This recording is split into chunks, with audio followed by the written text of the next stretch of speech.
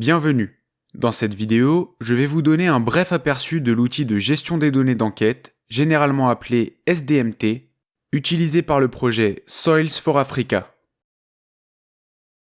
Pour commencer, qu'est-ce que le SDMT ? Il s'agit simplement d'un portail web permettant de générer la campagne de terrain de Soils for Africa. Il est divisé en plusieurs groupes d'utilisateurs. Le premier est le bureau de coordination du centre qui est responsable de la supervision générale du travail sur le terrain.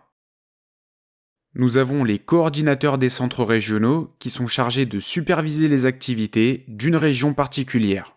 Les superviseurs de pays sont responsables de toutes les activités dans un pays donné. Enfin, les enquêteurs qui sont responsables de la collecte des données.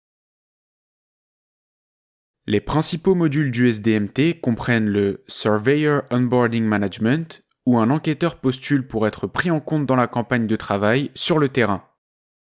Un superviseur de pays examinera sa demande et l'approuvera ou la rejettera.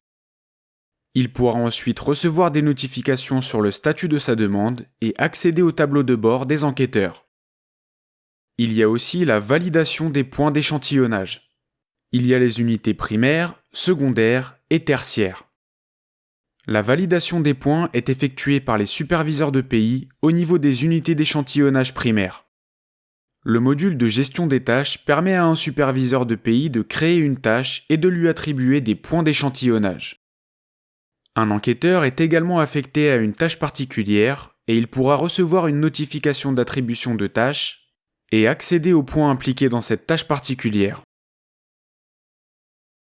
Le module de contrôle de la qualité est l'endroit où le superviseur de pays examine les commentaires et les données recueillies par les enquêteurs et accepte ou rejette une soumission particulière.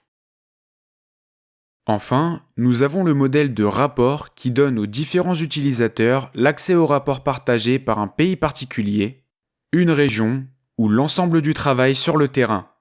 Tous ces éléments seront discutés en détail dans les vidéos leur correspondant. Merci de votre attention.